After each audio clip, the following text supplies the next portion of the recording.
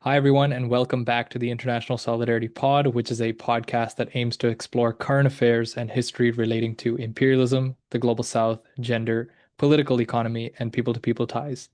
I'm your host, Ashwin. Be sure to subscribe to our channel and give this video a like. We count on your support. Today, we have on Raven once again from In Defense of Liberation on the podcast to discuss, recent developments in Gaza on, the Israeli genocidal war and campaign of starvation against the Palestinians in Gaza. We talk about, the state of the West and the state of Western decline. Um, and, toward the end, we touch on the role of leaders in resistance movements, in movements for liberation, the role that they play, um, as significant as they are. In addition to whichever platform you're watching or listening to this on, you can follow the work I do on Instagram at Journal of INTL Solidarity and on Substack at intlsolidarity.substack.com. If you're listening to this on either Spotify or Apple Podcasts, please leave a review as it helps get this program to new listeners. Without further ado, here's my conversation with Raven. Okay, Raven, welcome back to the International Solidarity Pod. It's great to have you back, but on not such a great occasion. The biggest headline around the world, at least that should be, and I know amongst the free people of the world, this is the headline is that Gaza is starving, not merely passively starving, but is being induced into starvation and famine. The situation is really bad. I was um, listening to the podcast Millennials Are Killing Capitalism. They recently had on someone from the Samir Project who does work on the ground in terms of distributing aid, in terms of setting up makeshift schools and health clinics, etc. That the number of not only that the number of trucks that have been entering Gaza has, sort of really diminished. Since March, there's been, I think, zero, and then they started to do the Gaza Humanitarian Foundation aid charade bullshit. Um, but not just that, I mean, the food that, the food and supplies that they've been getting a hold of to distribute has also been dwindling significantly. Again, this is an induced famine. This is part of the genocidal drive, the genocidal regime. Um, so, that's one of the biggest things happening right now.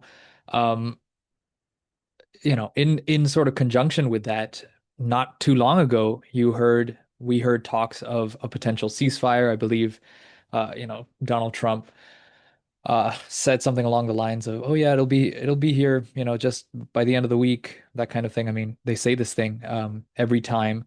Uh, it's worth reminding us that the so-called ceasefire that occurred in January and that lasted until March, was initially, celebrated quite a bit, but turns out to really have just served to be um, a period of time for the Israeli regime and its backers to recoup, to reorganize, to assuage some of the concerns of those in the IOF, um, the Israeli occupation forces, as their the number of their soldiers continues to sort of drop and morale is impacted, etc. Um, on that, I mean, just it was either yesterday or the day before. Um, I think 25 countries, European and North American, and basically the white countries, Europe and the extensions of Europe, came together to release a statement calling on Israel to to implement a ceasefire, or calling for a ceasefire, I should say, between Israel and Gaza, to surge humanitarian aid, this kind of thing. These were European countries, including Eastern European countries that are I found this interesting, that are sort of now part of NATO, thinking of Finland, that are also afraid of sort of quote unquote Russia's expansion. These countries as well, but also the white settler colonies, Canada, New Zealand, etc. Um, what's going on here? How should we think about the question of ceasefires, and just your thoughts more broadly on the situation currently? Well, thank you, Ashwin, for having me on the show. Very glad to be here. I just want to start out by congratulating those who are participating in resistance struggles all across the world for yet another day of survival. We see that in the case of Palestine, both in the Gaza Strip and in the West Bank, that there is an escalating tide of different forms of violence that are being hybridly used as a means of warfare to create an unsuitable condition for human existence. So, starting out with the meeting of these European nations and the statements that have been released, uh, I think it's important for folks to keep in mind that we are over 630 days into this active genocide, where, by all statistics that are available, at least 58,000 have been martyred. But of course, we know this is an extremely, extremely low estimate.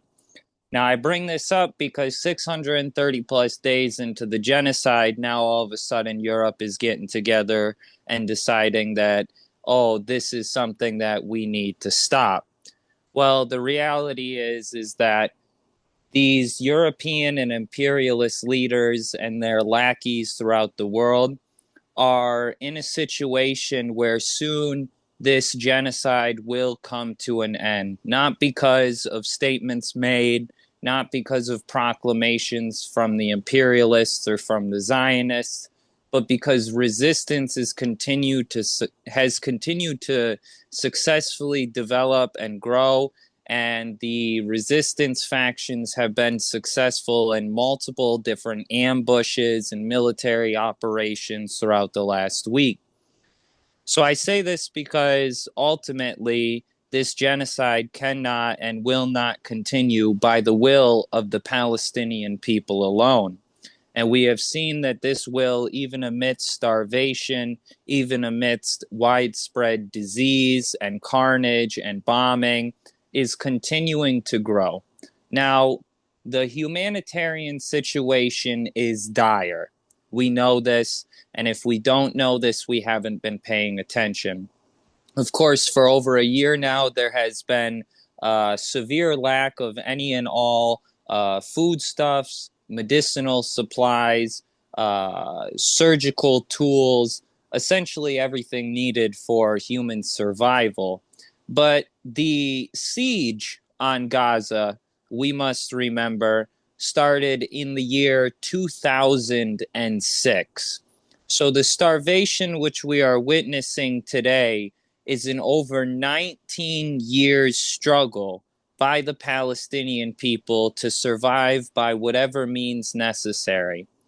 The expansion of this starvation is due solely to the imperialists and Zionists' immorality and inhumanity in refusing to allow any and all aid to enter the Gaza Strip, and cracking down on any other measures which are being taken by the Palestinians and their communal leaders themselves to try to acquire this aid. We should also mention that groups affiliated with ISIS and other Takfiri Wahhabist death squads that are throughout the region by the aid of Israel and the United States have been using aid as a means to subjugate and humiliate the Palestinian people, whether that's by destroying or stealing the aid or standing side by side by the Zionist and imperialist troops who are gunning down innocent women and children, in part with the Gaza humanitarian uh, fund. What is that? Yeah, Gaza humanitarian fund, and committing Foundation. mass, yeah, foundation, and committing mass slaughter at these aid sites.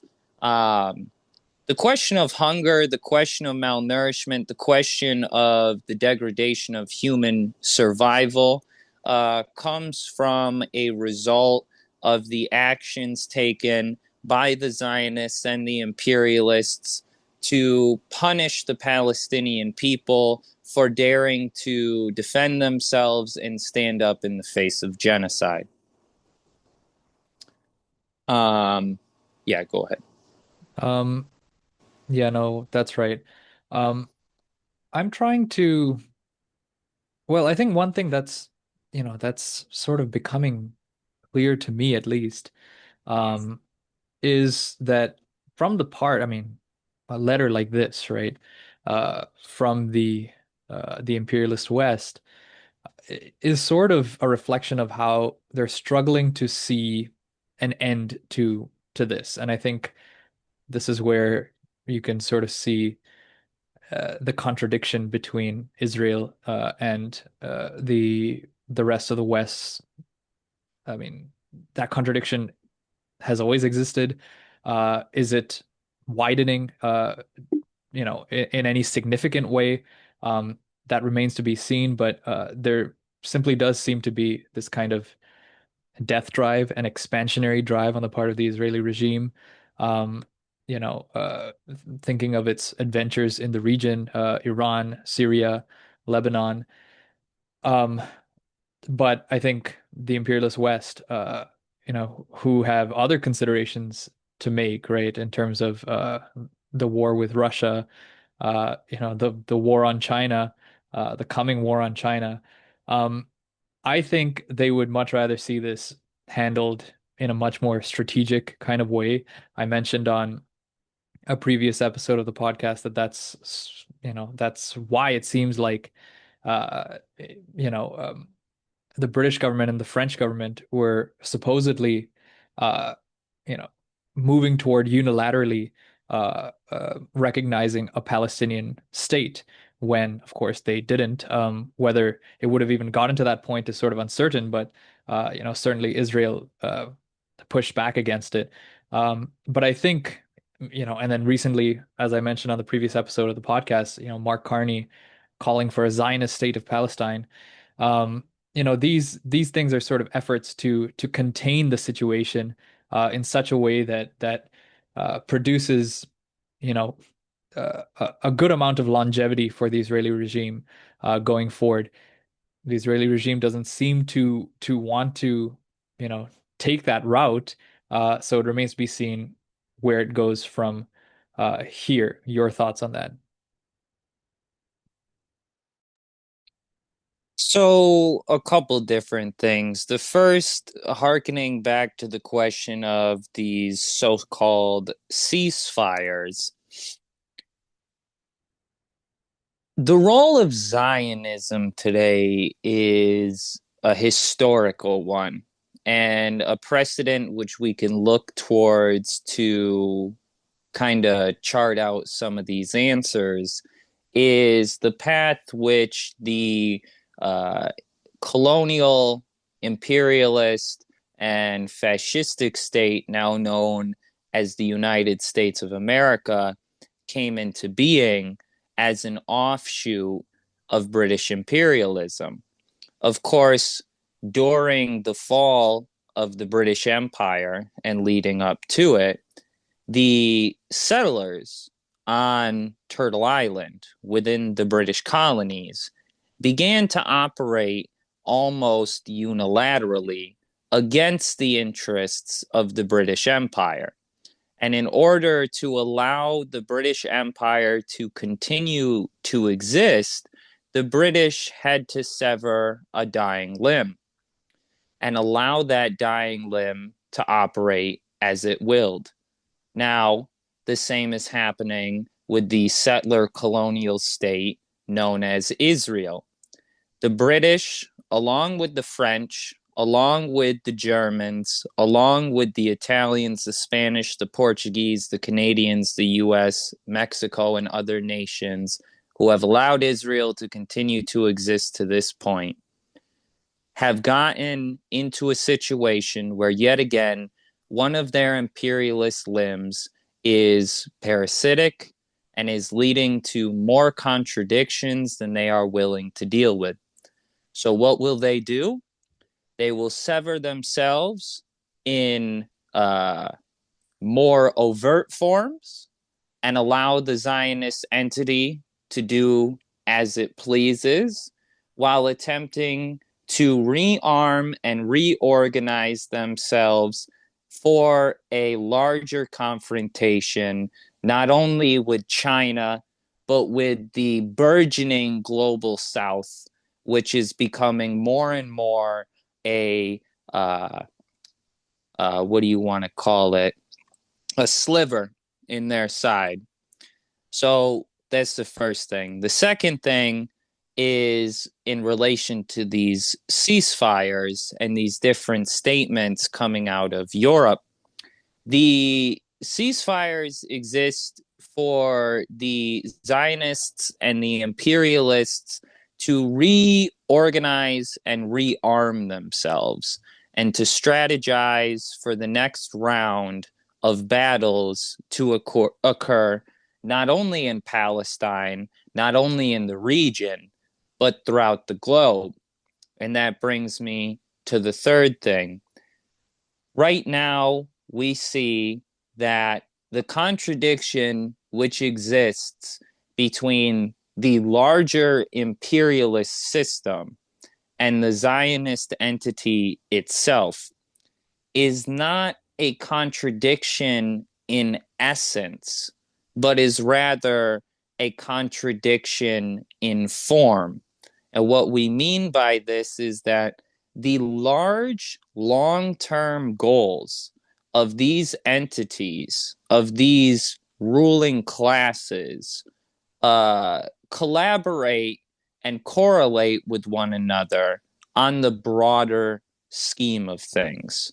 However, on a minute day to day practice, the Zionists have shown themselves to be the most extreme, the most violent, the most racist, and the most murderous. And so, Europe, along with other nations who have sat idly by and pretended to be against this genocide from a moralistic standpoint, are now trying to separate themselves from the Zionist entity because they know very soon that this Zionist entity will no longer exist.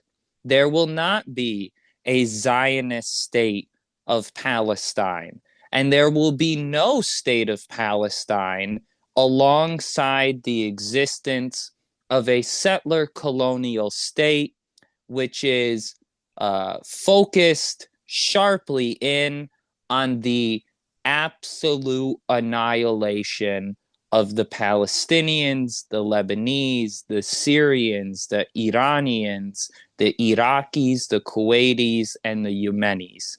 These two things cannot exist at the same time. And so the imperialists and others who have allowed this genocide to continue for over 630 days know soon the war tribunals will be coming, and they do not want to be held guilty. Yeah, and it's hard to sort of envision as much as the British, French, and Canadian governments want to maybe see a Zionist state of Palestine. How that's even going to come about when the resistance in Gaza and the Palestinian resistance more broadly is still formidable. It is still putting up resistance against um, the Israeli regime. In Gaza in recent days, there's really been an escalation in terms of uh, from the part of the Palestinian resistance, seeing, more Israeli soldiers, Israeli terrorists in Gaza, either injured or killed. There's been a commitment, uh, to attempt to take more prisoners of war, uh, take more Israeli soldiers as prisoners of war in Gaza by the Palestinian resistance. Um, to put the question back on the table of the so-called hostages. I mean, what happened to the hostages? What happened to free the hostages? I mean, at this point, it seems, uh, you know, as per, people who are much smarter than me, their reports that, I mean, we know that Israel's not as interested in them, but they seem to be applying the Hannibal Directive to their hostages continuously, even more so, essentially killing their own hostages so that to get rid of the leverage that the Palestinian resistance has uh, against the Israeli regime. Um, where does that leave us? I mean, uh, I don't know. I I have I have something that I'm sort of pondering on, and I think we're getting to this. I'd like to hear your thoughts. We see this continuing. We see I guess, the push and pull, the different factors at play, the different contradictions at play. We were talking about, the contradiction between the Zionist regime and the US, or the West more broadly, contradictions within this broader West, contradictions between the Palestinian resistance and the Israeli regime, contradictions between the Zionist regime and, the other states, uh, and groups in the region, Iran, Syria, Yemen, um, Lebanon. Is what we're seeing, and again, I sort of go back and forth between these, is what we're seeing, particularly with the genocide in Gaza, but also the broader regional dynamic. This is just a continuation of what we've seen throughout history, right? The genocide of the Americas would have looked similar to that happening in Gaza. Um, or is, but also this is certainly a unique situation in history. And I think, a lot of people maybe come from the starting point that this is a unique situation, the Gaza genocide. And it is, don't get me wrong, it definitely is, in terms of the severity, the intensity, the I think there's also something to be said about how in previous genocides or campaigns of elimination, uh, the world wasn't as integrated, right? You're sort of functioning. I've heard this proverb, I think, some time ago. I can't remember who it's from. That, the world used to be, every country or every nation sort of was just their own island, or was their own ship, uh, in the waters of the world. But now the whole world is, everybody's on the same boat, but just in different rooms on the boat. Um, so, essentially, you know, what are your thoughts on this dichotomy between, this is the continued legacy of, this 5 centuries and slightly more of, of genocide, of imperialism, of pillaging of, the rest of the world, but on the other hand, it's also a very unique moment in history as well. So I think it's always important that we keep a historical view. And before I go any further and answer your question directly, I just want to make clear here for folks who haven't, listened to our discussions before. I'm not mind melding this information and coming to you with fresh, unique knowledge. I just want to shout out Dr. Gerald Horn, as always, in the Activist News Network, Diasporic Music, KPFK, Electronic Intifada, Adnan Hussein show, the Geopolitical Economy Report, Revolutionary Left Radio, Red Nation, Free Palestine TV, and many others to be kept in mind. And I say this because, I enjoy learning history. That's where I get a lot of my answers from. And so I have to turn to others who know that history better than myself. A point that Dr. Horn was making, I think, 2 days ago on his diasporic music recording, relates to this question of not only uh, the question of whether or not this is a new situation or simply a continuation of what previously existed, and also to the question of hostages. So I'm paraphrasing here. Dr. Horn, please accept my apologies. We love you. Shout out to you. The settler class, which came to steal land from the indigenous population here within Turtle Island, was able to be cultivated through the internal exploitation within Europe of its peasant and poor working class population. This population was then transformed into its own class that was used as a bulwark not only on Turtle Island and further north throughout Canada, Alaska, and the Arctic, but also in New Zealand, in Australia, in Central and South America, in Asia, and in Eastern Europe. This population is seen as dispensable, as disposable by the ruling class of the imperialists. And so when we talk about this question of the hostages to start with, well, Israel doesn't care about the hostages. They never did. They sent their population into a genocidal war with directives in place that said if they were to be captured, they are to be shot and killed. This is a military which has no concern for its soldiers, and the soldiers of the Zionist state should keep this well in mind.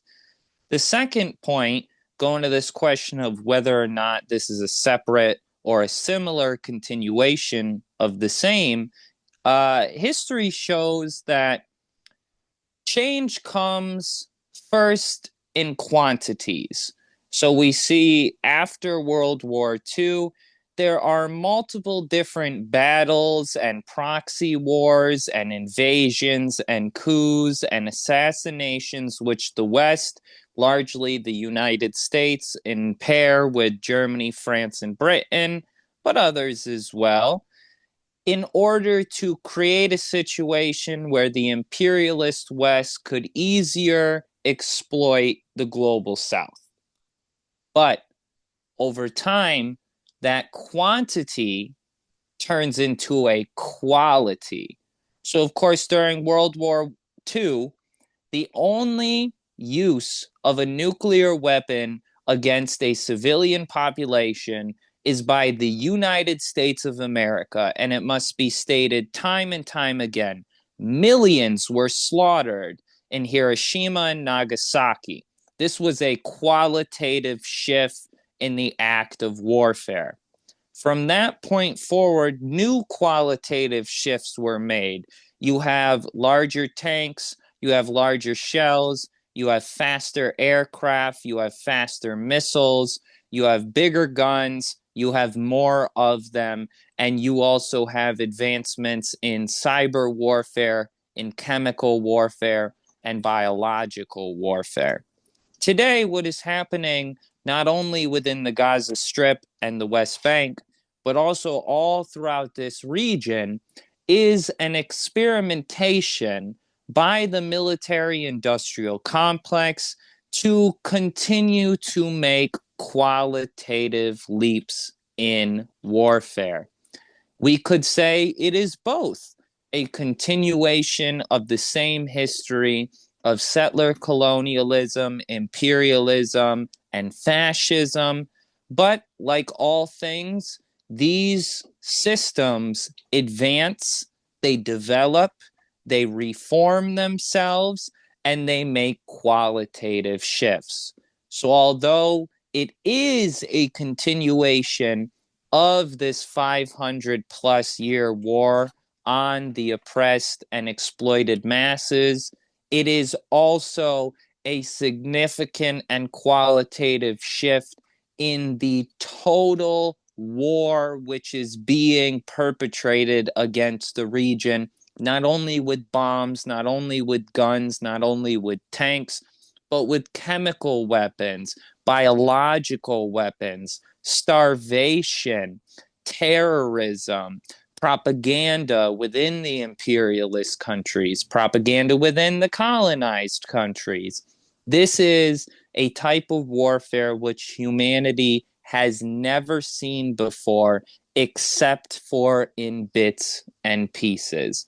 And if they are able to succeed, the experiment happening within the Gaza Strip today will be expanded outward into the global south and against the global north's own working, poor, unemployed, and exploited population.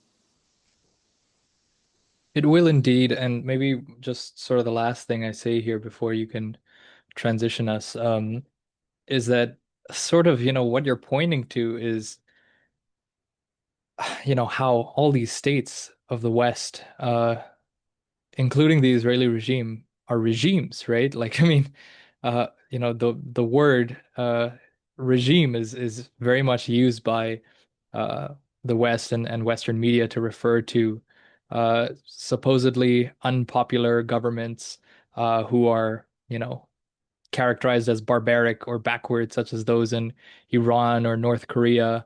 Um, you can continue to name, other so-called regimes, but every accusation is a confession, right? Like, I mean, what are regimes? Regimes are fundamentally unpopular, fundamentally not embodying uh the will of the people. uh you know as you're saying, if these regimes have to, the principal way in which they self-perpetuate is through violence for 500 years. Um, that's a regime. What else is it, right? Like, I mean, and you can say that the regimes have, become more sophisticated, particularly after, you know, you can maybe say particularly, uh, you can maybe say after World War II, but particularly after the 90s, I would say after the neoliberal period, where you're not just maintaining your regime through violence, but you also have media power and control over information, right?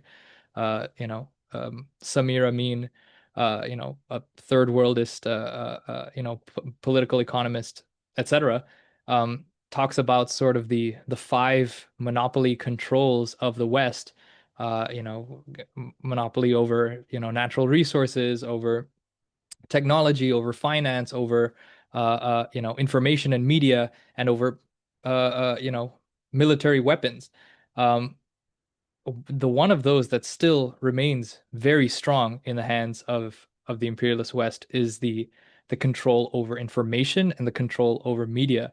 I guess just a side note here. I mean, this is something that Vijay Prashad, who we've had on the show twice now, um, said and really got me thinking. If Indian, media, right? Or if Indians want to know something about China and vice versa, if China wants to, know something about India, and you can extend this to the rest of the world, the rest of the global South, that knowledge is mediated by the West, right? India, in particular, I would say, is getting their knowledge about what China is and China's history and who China is from the West, rather than from the Chinese themselves, and you can say vice versa. So, I mean, this continues to be a challenge, right? How, the strength of these Western regimes is still, very much bolstered by their control over information and media.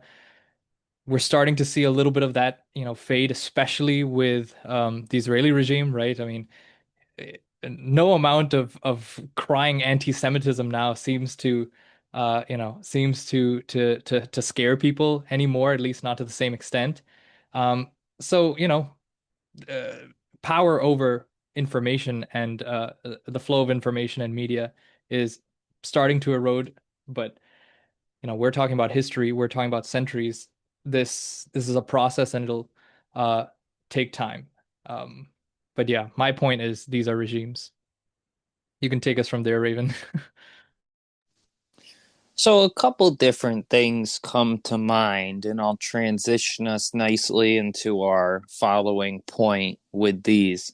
So, the first point I want to make is that the leadership and those who administer a government or a state uh, oftentimes come from the same circles as the large media conglomerates, the banking institutions, the massive corporations, the pharmaceutical companies, etc.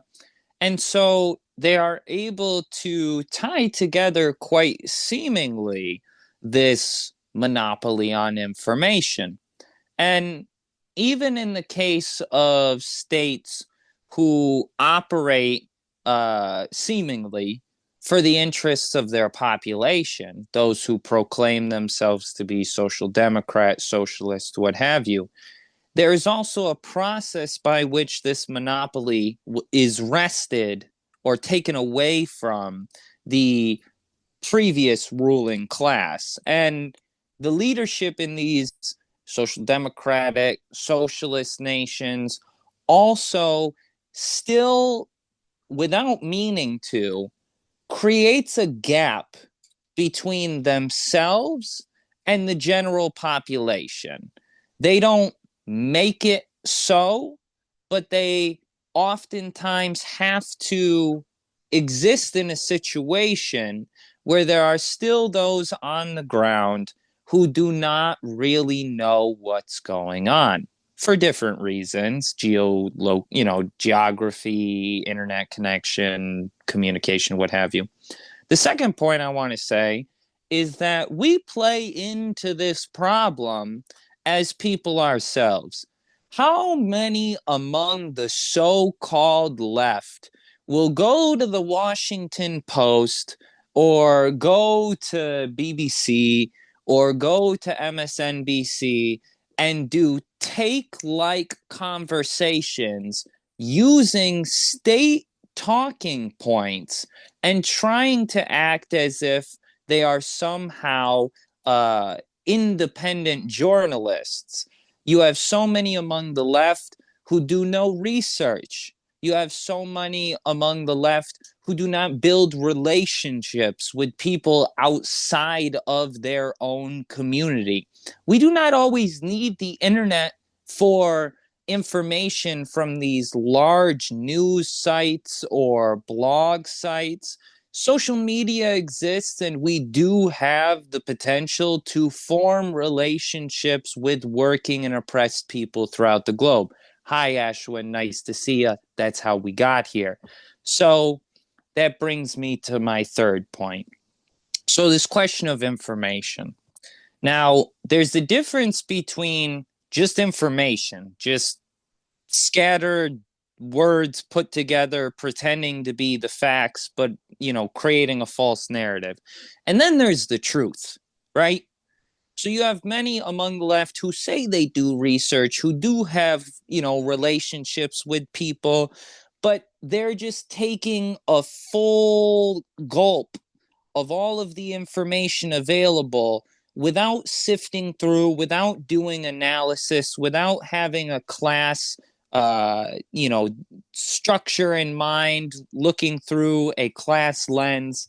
And this is a problem because, especially within the West, we see that the lack of information, the lack of understanding, the lack of clarity leads to an insecurity which prevents many intelligent and well-prepared folks from entering the field of organizing because they simply lack subjective or objective information. And because of our own practice of doing so bad at presenting analysis and presenting historical discussions to people and playing off the talking points of the state, we allow for an organizational contradiction to develop, which is that many organizations as well have this same problem where the information or the view which they are presenting to their base is objectively false.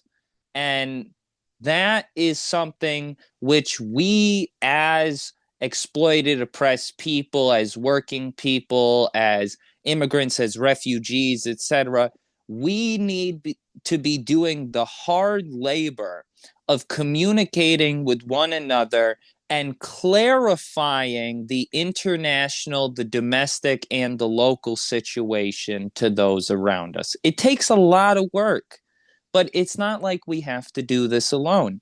Your program exists. We named many other fantastic programs.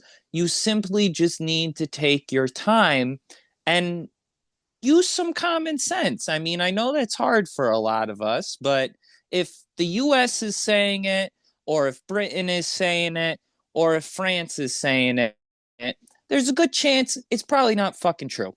So that brings us, not as nicely as I would like, but somewhat, to our transition point on this discussion of the resistance and specifically the resistance leaders.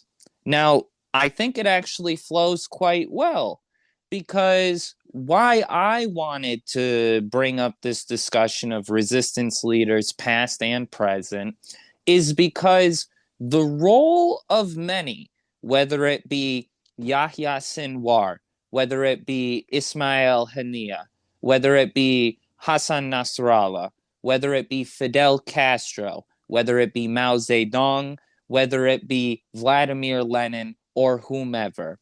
One of the most important things that the leaders and the main organizers of these struggles has to do is make clear and easily understood not only their own goals and how they aim to get there, but understanding the reality that exists today. Because as Amilcar Cabral said, if we do not plant our feet firmly in the soil, then we can never grow out in any successful way. We have to first be able to truly understand and comprehend how the imperialist system works in 2025 on a daily basis in order to know how to even move towards our goals. And so you have folks like Abu Obaida, you have the leadership of the Yemeni armed forces, you have different resistance factions, whether it be the PIJ, whether it be the Popular Front for the Liberation of Palestine, or the Democratic Front for the Liberation of Palestine. You have different spokespeople who come out with statements every single day analyzing the situation on the ground, not only in Palestine, but throughout the region. These are the statements which we must all be reading. These are people in the midst of genocide who are taking the time to write and proclaim and send out not just speeches for propaganda purposes, but real testimonials of the on the ground factual day-to-day life. This is important because this is why folks like Fidel Castro, Che Guevara, and others were so Thomas Sankara, right? Why they were so respected at their time was because they would stand in front of crowds of thousands for hours on end, explaining every minute detail of the problems which they as a people were facing.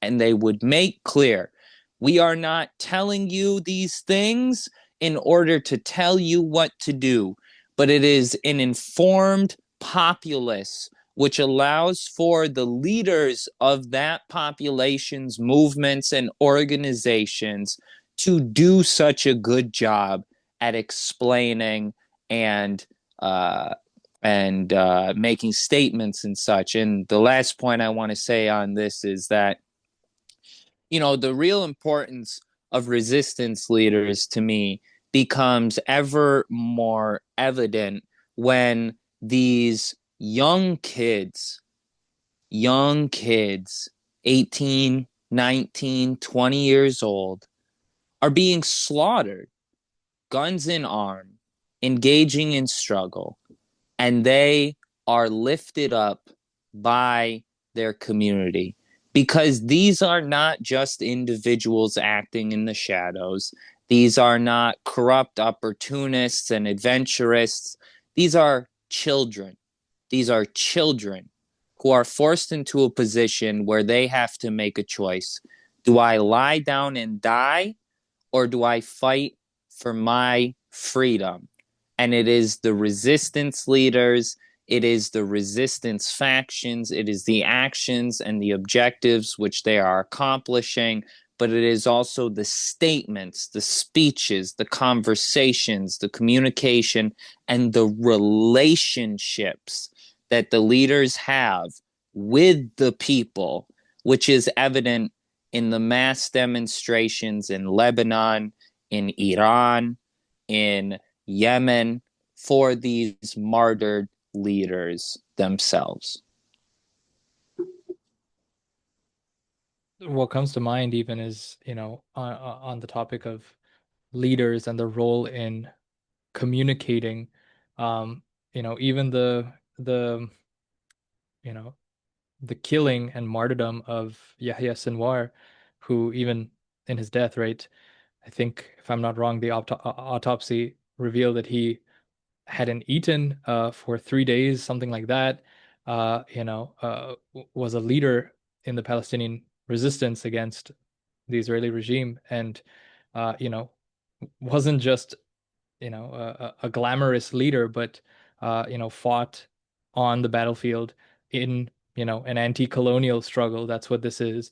Um, and was killed accordingly and martyred accordingly by the Zionist regime. And in that as well, that is a form of communicating to the population, not just the Palestinians, but to the free people of the world, um, you know, uh, uh, what the stakes are, um, what the true, face of this sort of naked, ugly colonialism is, um, bearing witness, right? And uh, communicating that by example, essentially.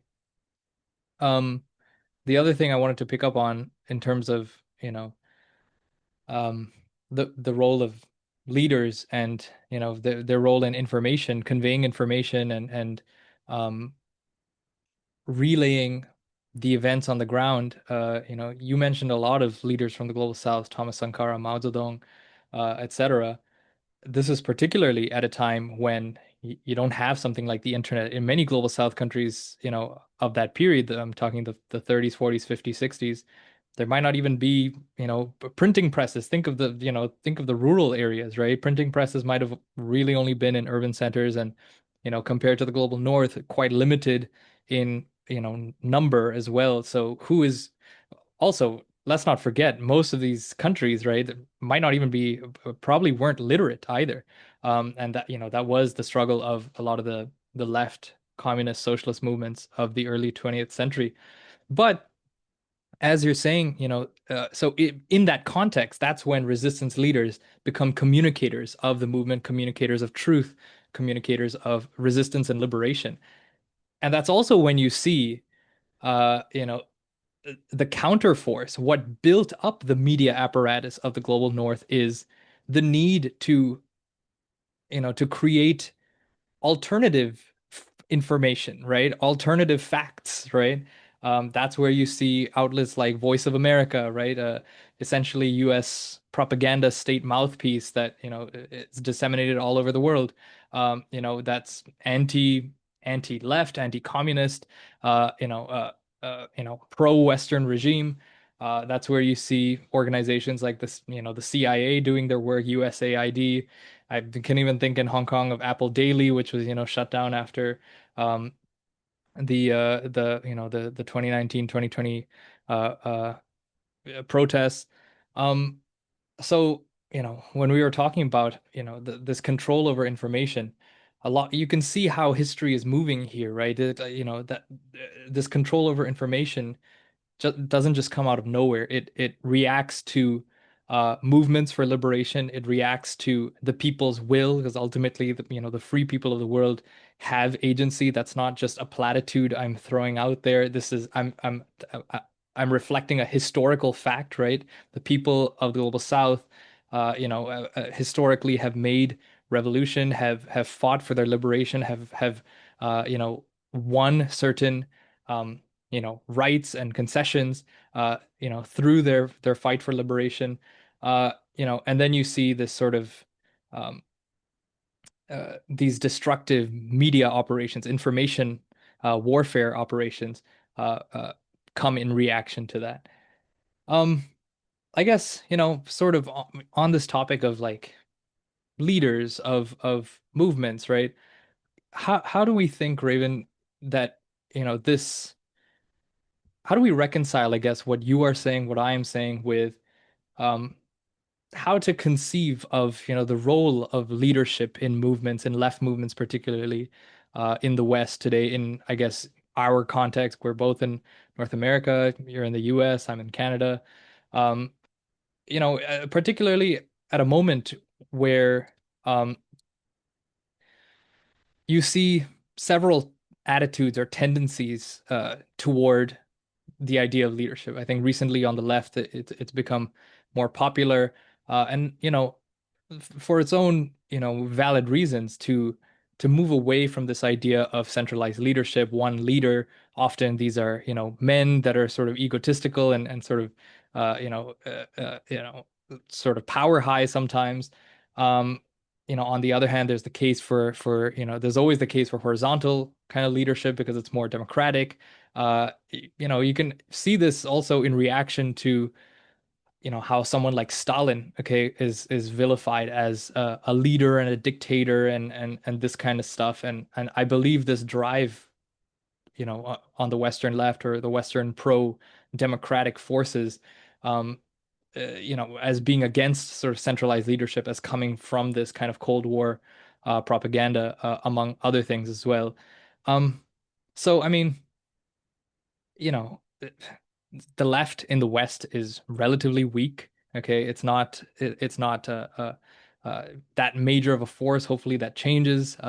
So in some way maybe this question is premature, but nonetheless, what does that mean about the kind of leadership that we should be looking toward, that we should be embodying, that we should be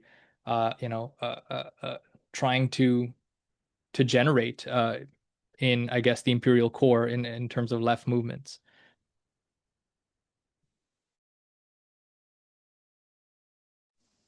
Trying to get it to unmute here.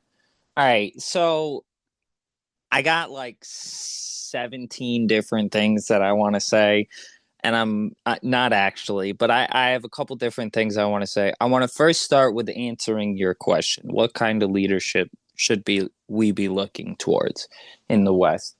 The same leadership that is being looked towards throughout the rest of the world, which is those who are doing what they are saying. Listen, I will be the first to admit the words that come out of my mouth do not mirror my actions. This is something that I need to improve upon. And this is why my analysis sometimes is lacking. But the type of leaders that are coming out of these different resistance struggles in history, they begin as people. And this is what I really want folks to understand. You mentioned Stalin, right? Stalin was born in Georgia. This was a colony of the Tsarist Empire at the time. Joseph Stalin was raised in a pretty poor situation, and he ended up going to theology school. If I remember correctly, he was kicked out, but he went to theology school. He was a student. He ended up joining the underground activities happening in, I think it was Tbilisi. Pardon me if I'm incorrect here, I but believe so.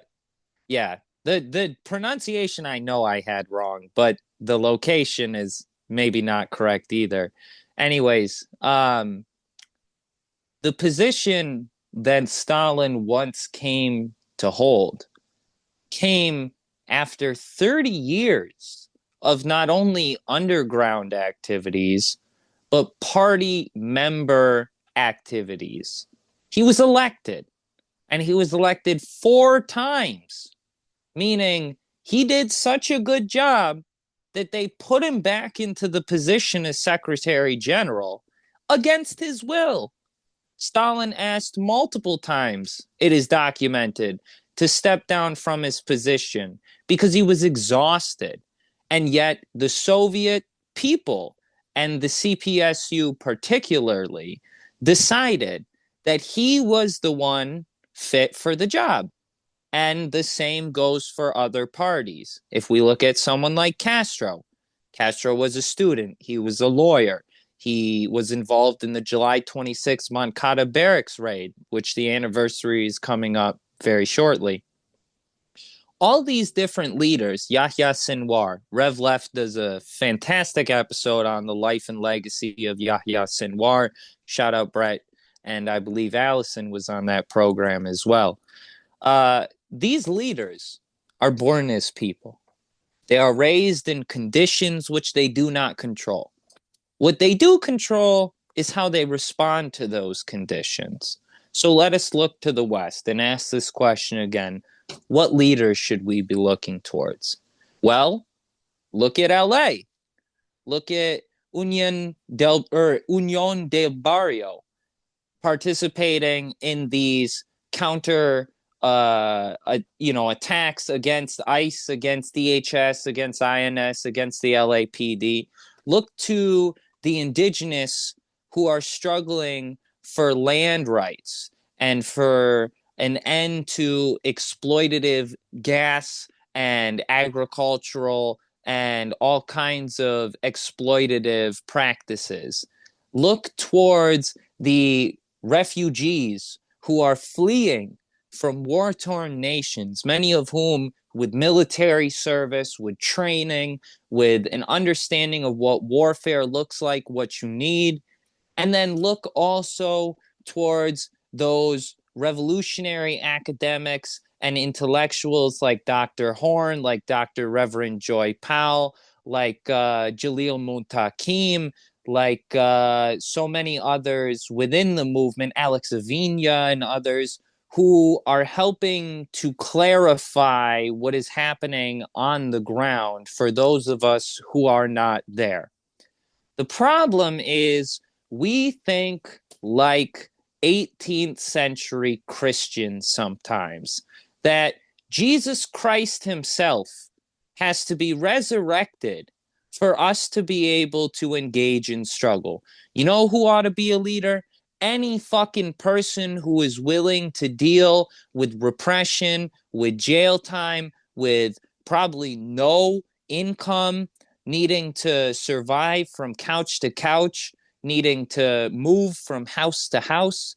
The people who are on the ground today, who are already engaged in these activities for their own survival, should be given the support by those of us who think we know what we're talking about so that they can help us to learn what it is we really need to do. And my final comment on this is that leaders are not born. They are made through struggle. Leaders do not come down from the sky. If they did, wouldn't it have been great if we had gotten them like 500 fucking years ago? Like Engels says, if these changes were to come from God, then wouldn't it have been nice if he had given us these changes a long time ago? We have to make them. We have to take the conditions that we live in and we have to struggle. We have to talk to one another. We have to communicate and we have to organize. Because at the end of the day, the lack of information, the lack of leaders, the lack of any real struggle here in the West by the majority of the so-called left stems from our lack of organization. And that doesn't mean we're just going to slap a name on a group. That means detailed, studious, real grind work to create a mechanism for change and to build that with other people. Thanks for that, Raven. That's very helpful, and that's I would say very on point. Um, I think it's a good time to close out. But I wanted to, give you the chance, if you had anything else to add to this conversation. Two things. One, uh, how do I want to put this? So I can't say this with any authority, like I'm not doing the same fucking thing. But fear should not make us isolate ourselves. If anything, fear should motivate ourselves to step out into the open and make ourselves known to those around us so that we can collectivize our risk and we can organize to prepare for what it is we fear. Because fear isn't going to stop an ICE raid. It's not going to stop another war. It's not going to stop homelessness. What it is going to do is stop you, stop me, stop us from doing anything about that. And we can't do the state's work for them. Palestinian Action, they released this document, what to do when you two are declared a terrorist. And they speak about this. They speak about fighting isolation, and they should know. And the second point is this. We wanted to talk about political economy. We didn't really get to it. I'm fine with that. Sometimes people are bored by that. But I do want to make this one point about political economy.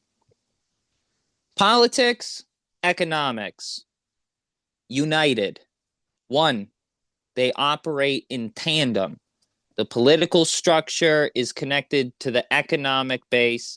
The economic base is connected to the political structure. They feed into one another in what we call a dialectical relationship. The reason why I bring this up is many say that the genocide happening in Palestine or the expansive wars that are, happening all over the world, these are senseless, these are stupid, these are, irresponsible. Sure, and they are. They are inhumane, and more than anything, they are just dumb. The earth is dying, almost dead, and we're still here. So our fate is tied to the earth. But capitalism and imperialism do not operate with the same logic or rationale that human beings do, because they are systems of exploitation. These systems of exploitation require constant growth, constant expansion, constant profiteering, which means constant exploitation.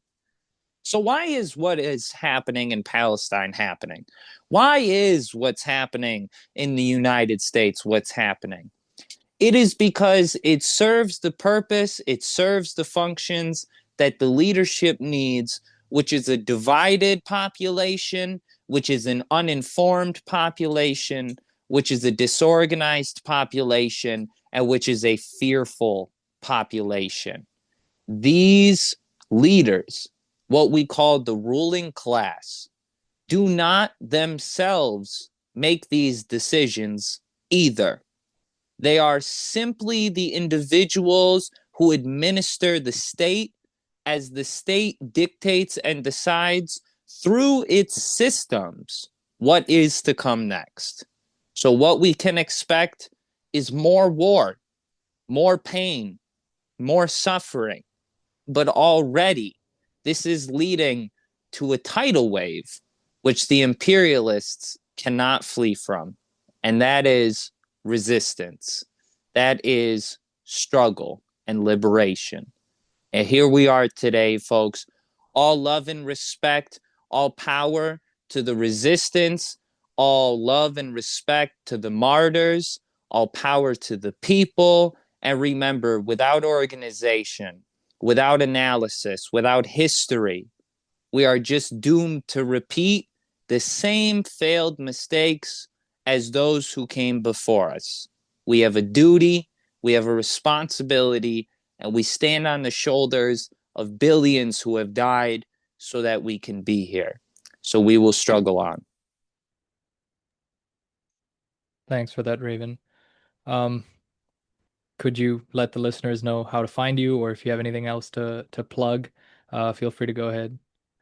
Fuck my bullshit. Go listen to the podcast that I was talking about. Listen to Ashwin's show. Go out there and meet people. Go to local events. Have conversations with your coworkers, and do the best you can to remain informed and to build organization. That's all. Peace. Well said, Raven. And as always, you know, all eyes on Palestine, all eyes on Gaza, and the region.